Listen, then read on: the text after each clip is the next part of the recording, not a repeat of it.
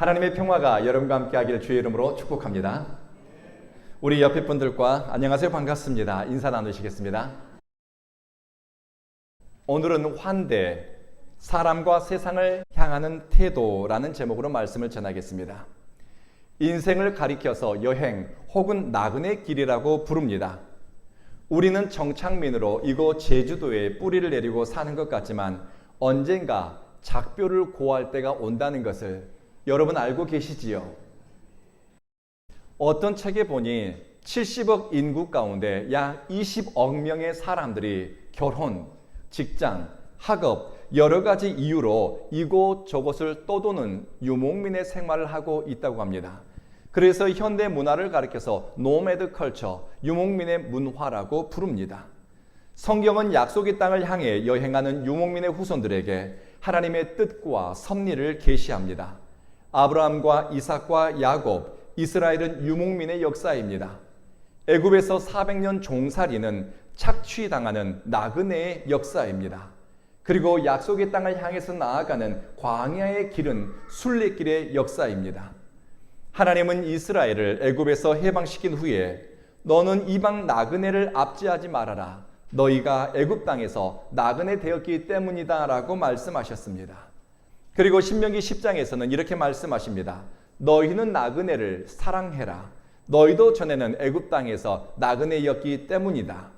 떠돌이, 나그네, 유목민, 순례자, 이 역사를 가진 이스라엘에게 하나님이 수차례 강조하셨던 것이 나그네를 향한 환대와 따뜻한 배려였습니다. 환대와 구원이라고 하는 책을 쓴 조슈아 지프라는 학자가 있습니다. 그 책에서 이런 내용을 이야기합니다.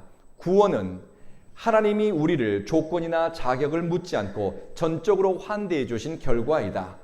우리도 다른 사람을 조건 없이 환대함으로써 그 구원에 동참하는 것이 가능하다.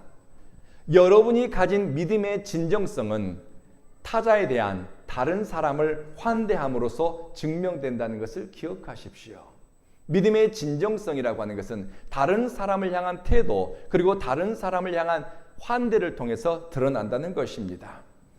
아브라함은 일면식도 없는 나그네를 집으로 들이고 먹이고 그들에게 안전한 숙식을 제공했습니다.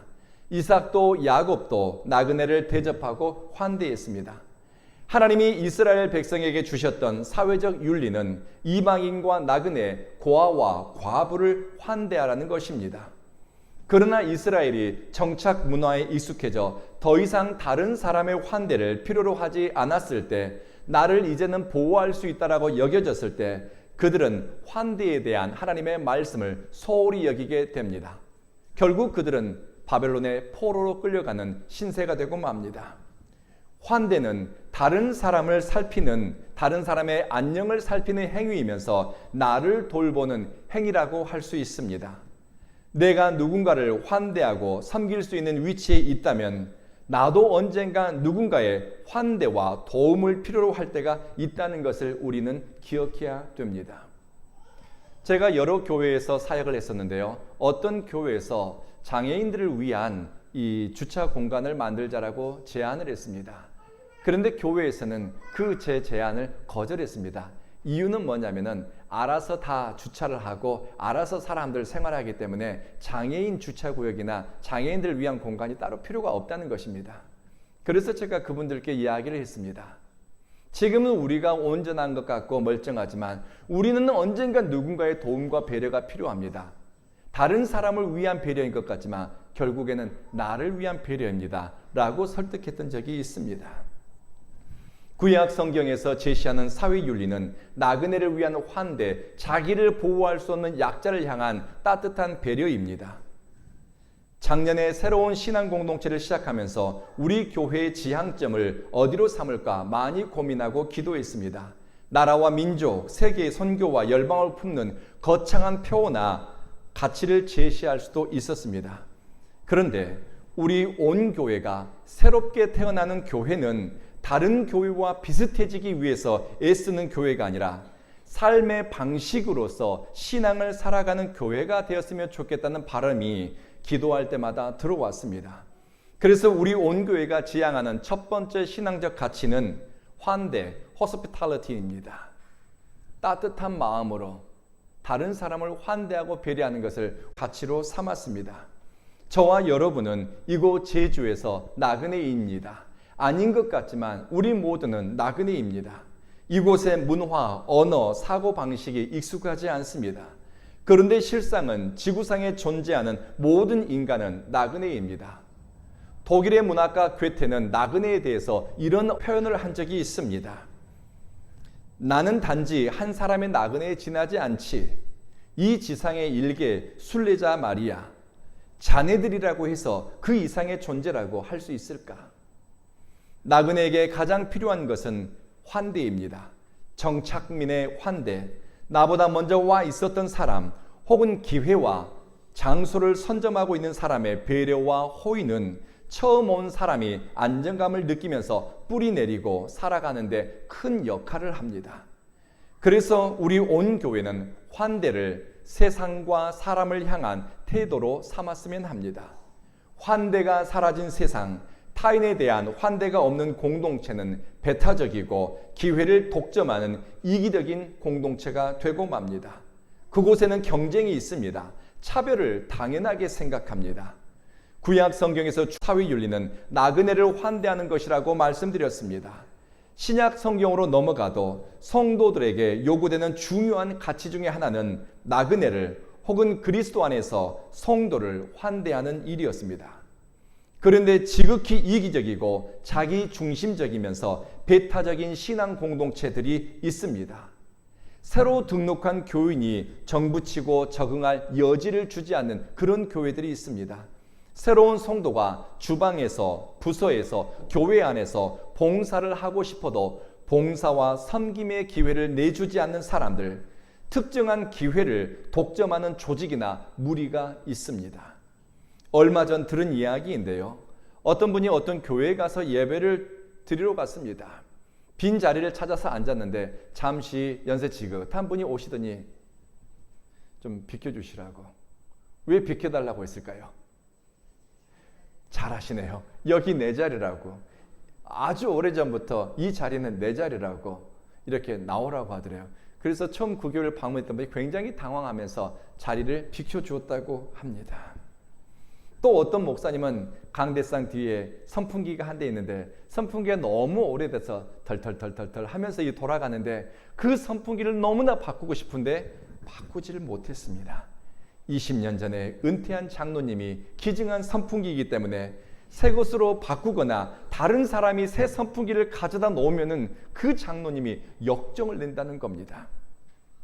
여러분, 예배의 자리를 선점하고 다른 사람의 물질과 기회로 섬길 수 있는 기회를 독점하는 행위를 당연한 것이라고 생각하는 사람들이 있습니다.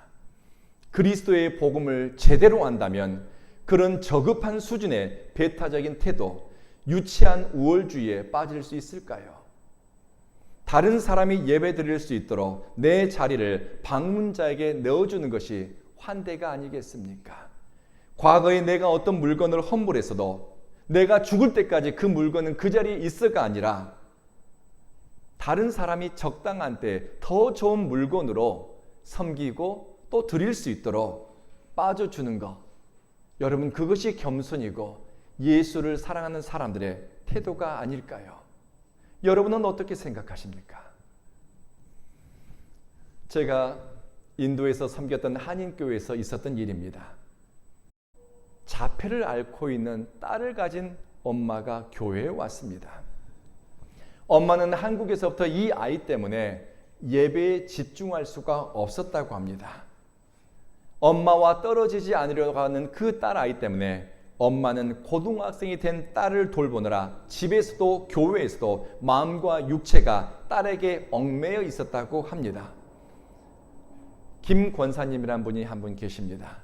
이 권사님이 매 주일마다 자폐를 앓고 있는 그 여학생에게 적극적인 사랑을 표현하고 환대하고 따뜻한 말로 아이를 환영해 주었습니다.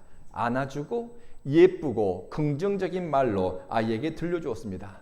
시간이 가면서 이 자폐를 앓고 있는 고등학생 아이는 교회에 오게 되면 엄마가 아니라 그 권사님을 찾아서 권사님 옆에 앉아서 예배를 드는 겁니다. 교회만 오면은 엄마가 아니라 권사님 껌딱지가 되었습니다. 학생의 엄마는 그동안 아이에게로 향했던 온 신경이 그 예배 시간 1시간 동안 하나님께로 향할 수 있었습니다. 예배의 중심이 하나님께로 모아졌습니다. 이 1시간의 예배를 통해서 엄마의 심령이 살아나기 시작했습니다. 심령이 살아난 엄마가 가정으로 돌아갈 때는 내 딸아이를 돌보는 마음 자세, 남편과의 관계, 가정에서의 역할, 다시 마음을 추스리고 힘을 내고 가정으로 돌아간 것입니다. 아이는 권사님의 사랑과 격려를 받으면서 어른들과 소통하고 또 어른들 속에서 무서운 것이 아니라 내가 여기에서는 안전하구나라고 하는 것을 느끼게 된 것입니다. 저는 그 권사님을 보면서 예수는 저렇게 믿는 거구나. 어른은 저렇게 선택하고 사는 사람이 어른이구나 라는 생각이 들었습니다. 남의 허물을 들추고 남의 자식 흠잡기를 잘하고 시시비비를 가리기 좋아하는 사람은 우리 주변에서 너무나 쉽게 찾을 수 있습니다. 그러나 다른 사람의 처지에 공감하고 아파하고 다른 사람의 유익을 위해서 말 한마디라도 따뜻하게 하고 진심 어린 환대를 보이는 사람은 참 귀한 사람입니다. 혹시 여러분이 그런 분을 만나게 되거든 그런 분과 친구가 되십시오. 여러분이 선한 영향을 받게 될 것이고 그분의 언어와 그분의 태도를 여러분도 익히게 될 것입니다. 예수님이 가는 곳마다 우리말로 하면 잔치가 벌어졌습니다. 예수님을 초대해 진리의 말씀을 듣고 또 주님을 섬기면서 사랑을 표현하고 싶어하는 사람들이 있었습니다. 예수님이 계신 곳에는 밥상, 떡상, 잔치상이 준비되었습니다. 그런데 그곳에는 차별 없는 환대와 환영이 있었습니다. 예수님은 당신의 곁을 세리, 매춘부, 장애인, 이방인과 가난한 사람들에게 기꺼이 내주었습니다. 예수님과 함께 밥을 먹는 그 자리에는 사회적인 신분이나 피부색, 출신 지역에 따른 차별이 없었습니다. 사람들은 예수님 때문에 서로 연결되었습니다. 예수님이 중심이 되니 배타적인 사람들이 서로 나를 세우고 경계하고 다투던 사람들이 친구가 되었습니다. 예수님을 바라보고 예수님께 집중하는 사람들은 서로를 포용하고 수용하고 인정하고 자리를 내주는 환대의 공동체를 만들게 되었습니다. 이것이 참된 교회의 모습이 아니겠습니까? 사랑하는 성도 여러분, 우리 온 교회가 이런 공동체로 성장해 갔으면 좋겠습니다. 이제 우리는 창립 기념일을 앞두고 있습니다. 예수님이 우리의 중심이 되고 목적이 되고 삶의 방향이 된다면 우리는 이곳에서 환대를 세상과 사람을 대하는 태도로 갖게 될 것입니다. 아무리 예수의 이름으로 모였어도 예수는 없고 교리와 전통만 남아있다면 그 집단은 배타적이고 자기중심적인 집단으로 전락하기 쉽습니다. 마태복음 25장에서 예수님은 앞으로 일어날 일에 대해서 말씀하셨습니다. 세상 마지막 날에 주님은 천사들과 함께 영광스럽게 임합니다. 그리고 주님은 모든 민족, 모든 교회, 그리고 각 개인을 심판하십니다. 한 무리는 주님의 오른편에 또 한 무리는 주님의 왼편에 세웠습니다. 양이라고 소개된 사람들이 서는 오른편 자리, 그 자리는 주님이 기뻐하는 사람들을 위한 자리입니다. 또 염소라고 불리는 사람들이 서는 왼편 자리는 주님의 심판과 징계가 임하는 자리입니다. 예수님이 오른편에 있는 사람들에게 이렇게 말씀하셨습니다. 이리로 오너라. 내 아버지께 복받은 사람들아. 세상 기초가 놓일 때부터 너희를 위해 준비된 나라를 물려받아라. 너희는 내가 배고팠을 때 먹을 것을 주었고 내가 목말랐을 때 마실 것을 주었기 때문이다. 나그네가 되었을 때 너희는 나를 너희의 집으로 초대했지. 내가 발가벗고 있을 때 너희는 내 몸에 덮을 것을 주었다. 그리고 내가 아팠을 때는 너희가 나를 보살펴 주었다. 심지어 감옥에 갇혔을 때 너희들은 나를 찾아와 내 친구가 되어 주었다. 그러자 오른편에 선 사람들이 대답합니다. 주님, 저희가 언제 주님이 배고팠을 때 먹을 것을 주었고 목말랐을 때 마실 것을 주었고 주님이 발가벗었을 때 옷을 주었습니까? 우리는 그런 적이 없는데요. 예수님이 대답합니다. 너희에게 말한다. 너희가 나의 형제 자매들, 가장 작은 사람들에게 행한 환대와 배려, 그것이 곧 나에게 한 것이다 라고 말씀하셨습니다. 예수님은 작은 형제를 자기 자신처럼 여기십니다. 지극히 작은 자를 향한 선한 도움과 배려, 마음 씀씀이와 환대를 주님은 기억하시고 심판날 상급을 잃지 않게 하십니다. 이 땅을 나그네로 살았고 사람들의 환대를 경험했던 예수님은 진심이 담긴 환대와 배려를 사람과 세상을 향한 태도로 삼는 개인과 공동체를 결코 그냥 지나치지 않습니다. 성서 주석가들은 여기서 작은 자라고 불리는 사람들은 예수님을 사랑하고 따르는 남녀 제자들이라고 해석합니다. 세상에서 별 볼 일 없는 무리입니다. 존재감이 없는 사람들입니다. 주후 1세기에 예수를 따르는 사람들은 사회에서 핍박받고 손가락질 당하고 배척당하는 무리들이었습니다. 예수님을 사랑하고 부르심을 순종했던 사람들은 세상에서 욕먹고 친구가 되어주려고 하지 않았습니다. 핍박의 대상이요 환영받지 못한 사람들이었습니다. 그러나 그들은 주님을 위해 정착민이 아니라 변방을 떠도는 순례자, 주변인으로 사는 것을 기꺼이 선택했습니다. 바울이 그래했고 수많은 전도자와 목회자, 많은 그리스도인들이 그렇게 살았습니다. 사람을 환대한다는 것은 단순히 친절함을 넘어서 주님의 말씀을 내 삶 속에 옮기는 태도가 되고 이기적인 마음, 자기 중심적인 본성을 죽이는 제자 훈련의 실천적인 방법이 됩니다. 말씀을 마치겠습니다. 우리는 선교해야 된다고 하지요. 전도해야 된다고 하지요. 여러분, 선교가 시작되는 지점은 어디일까요? 사람들은 선교는 저 물설고 낯설은 해외 선교지에서 시작된다고 생각합니다. 그리고 선교에 관심 있는 개인과 교회는 선교 동원을 할 때 장소와 문화적인 것과 연관지어서 생각합니다. 4년 전 제가 미국에서 비지팅 스칼러로 방문 연구원으로 어느 대학에 있을 때 리사라고 하는 한 미국인 자매를 만날 기회가 있었습니다. 리사 자매의 간증을 듣게 되었는데요. 그분의 이야기를 들으면서 선교가 시작되는 지점은 장소가 아니라 타인을 향한 공감과 배려, 환대가 있는 곳이라는 생각이 들었습니다. 리사 자매는 그레이스 테이블이라고 하는 은총의 식탁이라고 하는 선교 단체를 만들고 운영하는 리더입니다. 이 리사 자매는 17살 때 원치 않는 임신을 하게 됩니다. 그리고 18살에 미혼모가 되어서 아들을 키우면서 온갖 고생을 하면서 살게 됩니다. 본인의 고백에 따르게 되면은 정말 어려운 시간이었지만 하나님의 은총으로 살 수 있었고 그 아들을 잘 키울 수 있었다고 합니다. 생활이 안정되고 아들은 잘 자라주었고 그리고 리사 자매는 제 또래 비슷한 이제 나이가 되었습니다. 그런데 어느 날 갈 곳 없는 미혼모들, 안전하게 보호받지 못한 미혼모들을 위해서 내가 할 수 있는 것이 있지 않을까라는 생각이 들어오더랍니다. 사람들에게 손가락질 당하고 수근수근 사람들에게 백바이팅의 대상이 되고 그리고 사람들에게 환대받지 못하는 미혼모들, 그들을 위해서 내가 할 수 있는 게 무엇일까 고민을 하고 기도하는데 자기 집에 방 2칸짜리 집이에요. 그 2칸짜리 집을 오픈해서 미혼모들과 함께 밥을 먹으라라고 하는 그런 마음이 들어들어요. 그래서 집을 열고 작은 식탁에 시간을 정해놓지 않고 누구든지 와서 따순 밥 한 그릇 먹고 갈 수 있도록 준비해 두었습니다.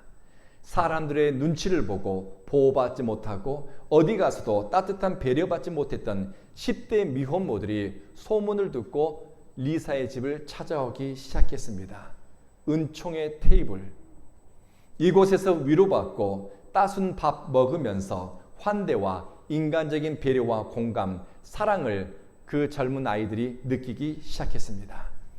자신들의 아픔에 공감하고 밥 한 끼 대접해주는 환대를 통해서 어린 미혼모들은 그리스도를 발견하기 시작했습니다. 제가 만났을 때 리사 자매는 더 많은 사람들이 함께 지낼 수 있고 보호받을 수 있는 공간을 마련해서 미혼모들을 돌보고 있었습니다. 이 자매의 이야기를 들으면서 선교는 먼데 선교지 외국에서 일어난 것일 뿐만 아니라 우리가 사는 일상에서도 일어날 수 있다는 것입니다. 같은 골목과 동네에 사는 누군가를 향한 환대, 오늘 이곳에서 처음 만나는 사람을 환영하는 따뜻한 말과 공감하는 태도에서 선교는 시작됩니다. 하나님 나라는 죽음 이후에 가는 곳이기도 하지만 하나님 나라는 주의 이름으로 초대하고 사랑하고 나누는 여러분의 식탁과 성도의 교제, 사랑의 나눔 속에 이미 임합니다. 사람을 향한 따뜻한 마음에서 우러나온 환대의 정신이 세상과 사람을 향한 여러분의 태도가 되기를 주의 이름으로 축복합니다. 기도하겠습니다.